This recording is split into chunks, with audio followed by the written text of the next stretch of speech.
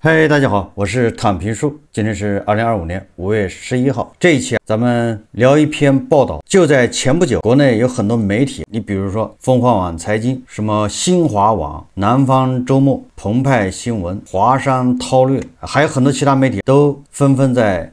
报道或者叫转发关于日本老人犯罪的这么一个新闻，标题叫为了养老，日本老人正抢着进监狱。还有日本老人正排队犯罪，真相监狱，日本老年人的无奈归宿。南方周末刊登叫为安度晚年，日本老人抢着犯罪。澎湃新闻说，未来30年日本会被超级老龄化压垮吗？我看了这个报道之后，尤其我看到这个标题的时候，我就想起了我初中还是高中，我记得我课文上有这个，是写的是日本还是美西方，我不太记得了，好像是说的是美西方腐朽没落的资本主义国家。说有个人在饭店里吃完饭之后，就说请把我抬出去，大概这样的，他去碰瓷，完了再就是不给钱，就想让警察把他抓走，因为天气冷了，他本来是这个流浪汉，就住在公园里面，天气冷了，公园不能住了，所以他要住到监狱去。我印象中有这么一个课文或者这个文章，结果你说邪了门了。现在日本在我们很多中文媒体的描绘下，居然又出现了这一幕，老人抢着进监狱。我们看到这个报道怎么说的，说62岁的高田敏夫推着刚偷来的自行车缓步走进警察局，就是偷了自行车然后自己去自首。他神情平静，仿佛只是来办理一件再普通不过的日常事务。这辆车是我偷的，高田主动向警察坦白，语气中甚至带着一丝如释重负。这不是一时冲动，而是一个深思熟虑的决定。在日本这个超高龄社会里，越来越多的银发犯罪和高田一样，将监狱视为最后的避风港。说故意犯罪的银发族，这场精心策划的偷盗让身材瘦小的高田如愿以偿，他被判处1年监禁。我记得我以前的课文里面说的都是判半年，判几个月，正好冬天过了，天气暖了，他又在公园里面流浪，到了冬天他就如法炮制，故伎重演。然而出狱后他并未收手，反而变本加厉，再次持刀威胁抢劫一名女性，成功将自己送回监狱，免费享受了几年的牢狱生活。因为贫穷无法养活自己，所以故意犯法登监狱，这样就可以得到免费生活了。高田的坦白直指日本社会的一个荒诞现实，越来越多的老年人正将监狱视为养老天堂。在这个全球最长寿的国家，银发犯罪浪潮正席卷整个社会。根据2021年统计数据说，日本女性平均寿命高达87.57岁，蝉联全球首位；男性平均寿命也达到了81.47岁，位列世界第3。然而在这令人称羡的长寿光环下，却隐藏着一个令人心酸的社会现实。对许多缺乏经济保障的日本老人而言，长寿正逐渐演变成一场老后破产的噩梦。看着银行卡的余额一点点减少，像软刀子杀人一样，反正是要杀，干脆一刀杀了算了，不想什么长寿了。日本老人菊池曾在一档纪录片中这番绝望的告白，道出了无数日本老人的生存困境。对这部分老人来说，监狱反而成了养老天堂，不仅3餐免费，还能继续领取养老金。日本法务省2020年犯罪白皮书显示，65岁以上老人占犯罪人口的22%，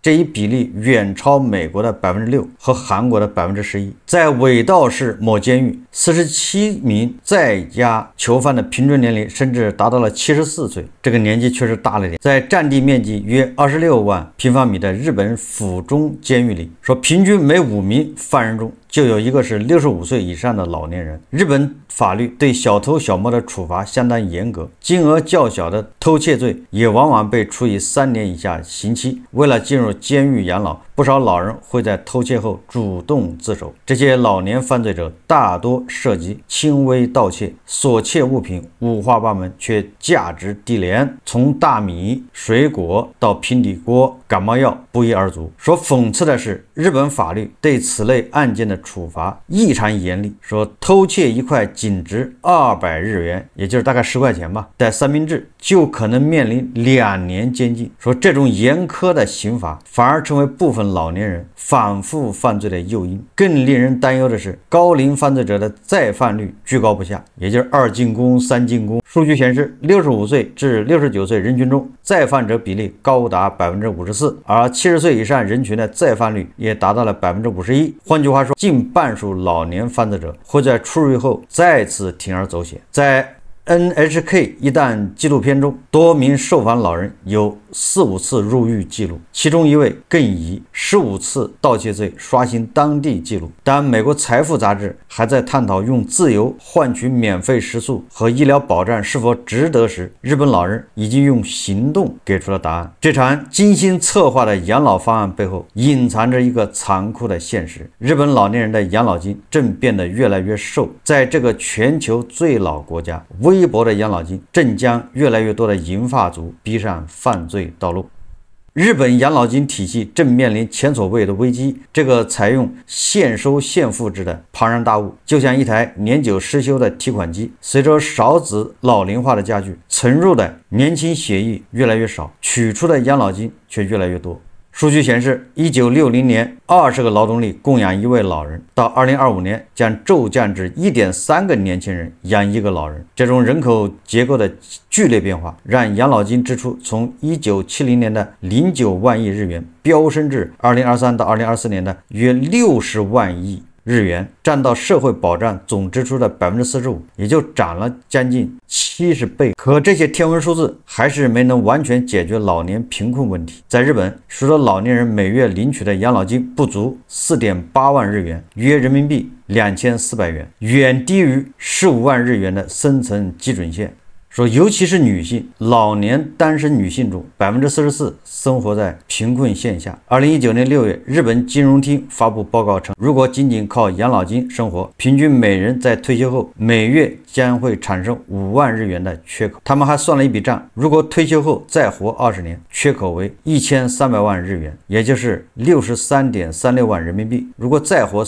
30岁，缺口就是2000万日元，大约是100万人民币。而日本政府还在不断下调养老金额度。2022年6月起，日本65岁以上老人每月养老金减少0.4%。颇为讽刺的是，日本监狱正在扛起养老重担。按照日本法务省测算，每名服刑人员每年将花费320万日元的监禁成本，大体和私立养老院一年的费用持平。这些特殊养老院提供全方位照护，营养师为慢性病患者定制低盐餐食，牙口不便者可获得特制糊状食物，每日下午是有专人陪护的温泉时间，晚间还有药剂师精准配药。东京府中监狱甚至引入益智拼图疗法，专门延缓老年痴呆患者症的认知退化。这个监狱被他一描写，这不就是养老院吗？怎么能称之为监狱呢？那个对吧？咱们著名的一些监狱，最高等级的监狱，那里面待遇大概也就这样了吧，那顶多住单间。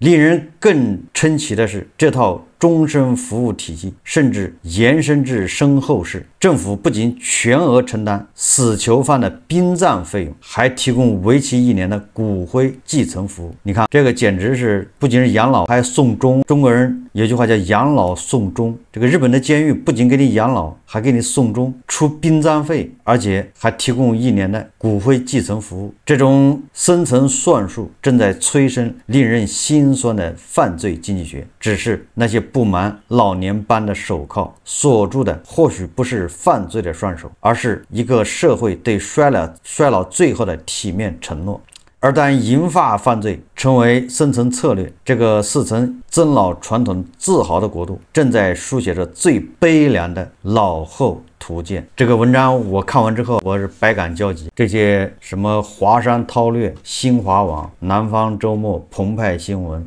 凤凰网财经刊登这样的报道，我只能说它是高级黑。它表面是在批判日本的养老制度，日本社会衰老，老年人悲惨的晚年境遇。实际上他是借着这个在控诉另外一个地方，没有对比就没有伤害啊。这些日本老年人或许是很悲惨，那是跟日本的正常老年人相比，他们老无所依，他们养老金越来越没有办法覆盖他的生活成本，确实看上去很悲惨，晚年了还住到监狱去，失去自由。但是我们要想到另外一个地方，你比如印度，那老年人活不起，那更死不起啊！这老年人想进监狱不一定要。说日本的养老制度有问题，日本的养老金有问题，说日本老人一个月2400块钱，就相当于2400人民币的一个月，很惨。但是这个我想到了，咱们前不久刚把咱们农村60岁以上的人的农民的养老金加了20块，达到了140一个月。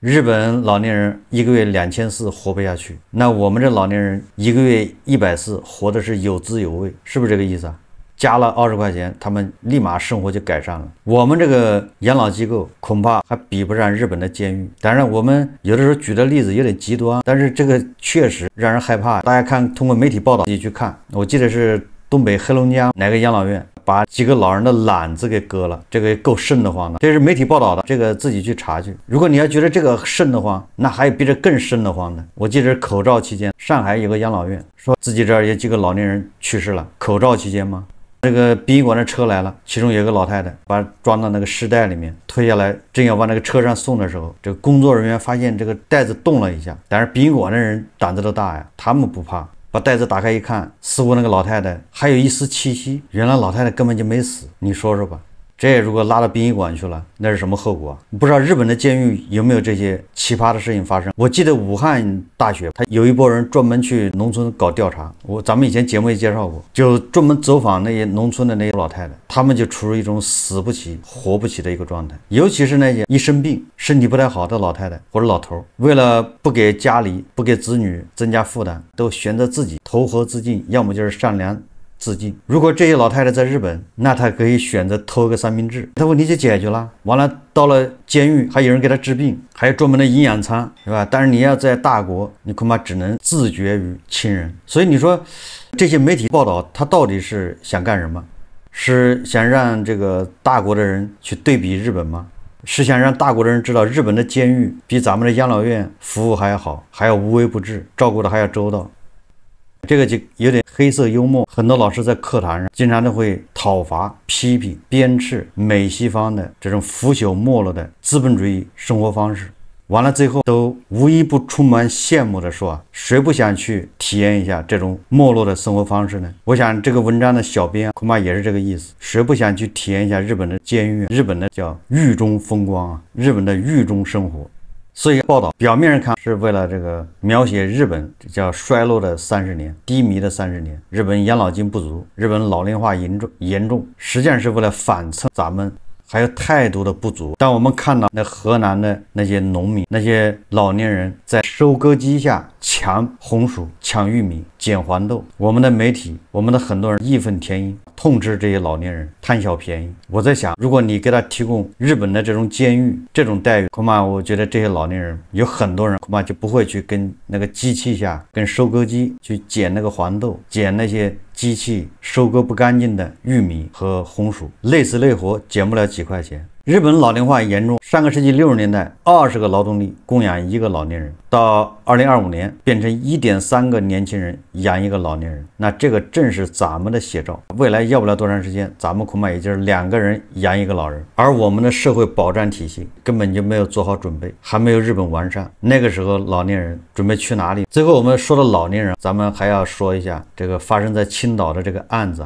一个60岁的大妈在前面走路，猛然一回头，一转身跟后面的人撞上了，后面的人经调解赔了7万块。这个案子昨天咱们也做了个节目，在节目里面我就说了，这个案子不那么简单。结果这个案子在晚上兴起了个轩然大波，舆论高度关注，而且是一边倒，晚上各种恶搞都出来了，比如说走路带个尺子，还走路后面还挂个牌子的，晚上出现一边倒的声音。还有人说什么是坏人变老了。后来央视公布了录像，小区监控录像，实际上那个录像一看完之后，你就会发现后面的这个人承担30%的责任没毛病，而且他是调解结案，调解也就是说人家也愿意认。这个我昨天也做了节目，我想说的是什么？我想说的是，就这个案子本身其实没什么，为什么这个案子在晚上会形成这么大的一个关注？舆论是一边倒的。我不知道大家有没有看什么其他的自媒体 UP 主，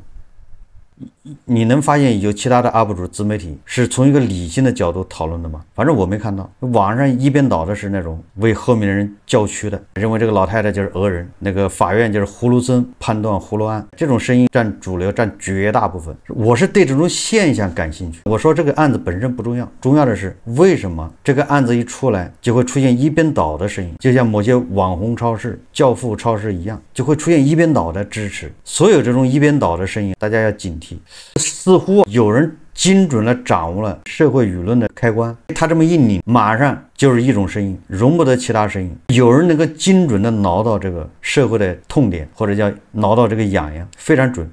我觉得这个现象值得关注，你这个就是标志这个社会有没有往前发展，能不能容忍理性的声音。大家都是情绪化的表达，还需要颅内高潮，不能容忍一点什么独立思考，什么冷静的去考虑一下，这个声音是不允许的。我觉得这个才是我们要警惕的，要关注的。这个现象不正常。你比如说咱们网友义愤填膺还能理解，这个案子在我观点里面，我觉得它没那么复杂呀。你只要有生活常识，你从不同的角度去看一下，你把你带入是那个老太太，你再把你带入你是后面那个人，你再带入一下，你再有点什么上帝视角，你每个角度去想一想，你就明白了这个事情应该怎么处理。你很难说一个统一的标准，到时候你碰上了跟那个法官还有关系。本院认为什么？我认为法官有一定的自由裁量权，这是法官的权利，这是法律授予法官的权利，就是他有一定的自由裁量权。而且他这个自由裁量权，上级法院还不能驳回。我想你只要有一定的生活常识，你不难把这个事情想明白。但为什么网上会出现那么一边倒的声音？有人就说了，是这个法院说错了，说什么安全距离，这个是法官说错了，法官说这个老太太一回头还往回走了，这些都是鸡毛蒜皮啊，都是事后为自己脱责，也就是自己判断错了，事后他也找借口说这个是，你看监控视频不是这样子的，是你那个法官你的文章写的让我们产生误解了，那只能说明你的脑子太简单。网上是大部分，我以前一直说，很多人想当法官，网络法官，但是他又没那个水平，他连基本的理性分析能力都没有，但是他要当法官，这就是悲哀。他又没有生活常识，他没有办法去代入，所以他只能是情绪化的，我不高兴。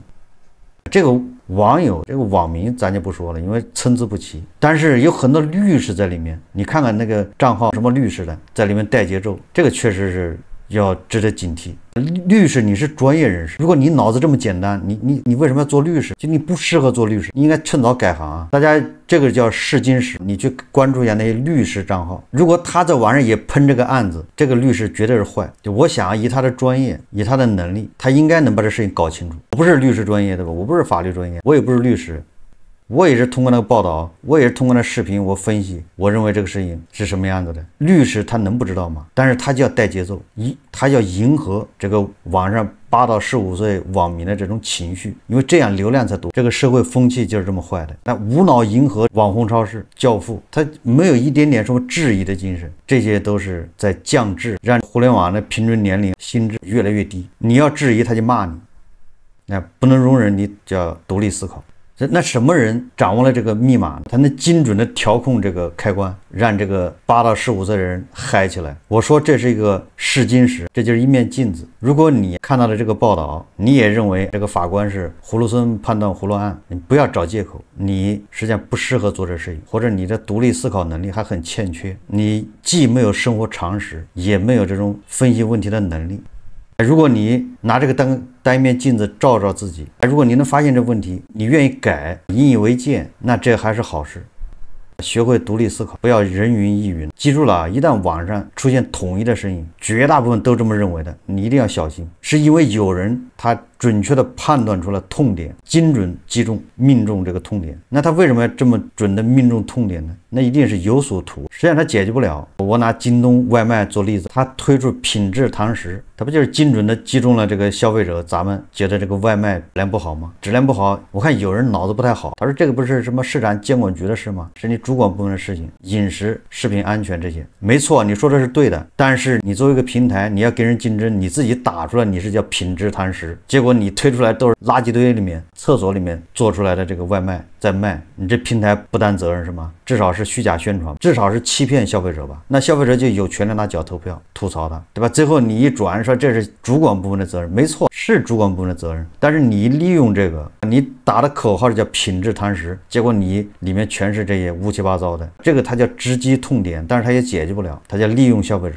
第二个就是骑手的社保，我们也认为这个骑手非常不公平，困在算法里。这骑手这么辛苦，有没有社保？老了怎么办？京东是直击这个痛点，京东的全职骑手全部解决社保，你看多完美。但问题是你京东的全职骑手有多少呢？外卖骑手你能解决多少？如果你这全国只解决1万人，剩下的骑手都什么达的，都什么外包的，那你和美团有什么区别？但是他又精准的击中了这个痛点，然后利用了这个痛点来达到自己目的。社会风气就是这么下去的，你的善良被人一次又一次的利用，导致你最后你谁也不信，祸害社会。某些超市也是，他就是抓住这些痛点搞流量，利用很多人这种心理。所以我一直说我是这种态度，所有这种直击痛点的你要警惕，他恐怕是要利用。所以最后咱们还要说回来，看到中文这么多媒体报道日本老人正抢着进监狱，我不知道是该高兴还是该悲伤呢？为日本老人高兴，为中国老人悲伤。好，这期节目我们就聊到这里，感谢大家收看。如果喜欢我的节目，欢迎订阅转发，也可以在下方留言评论，谢谢大家。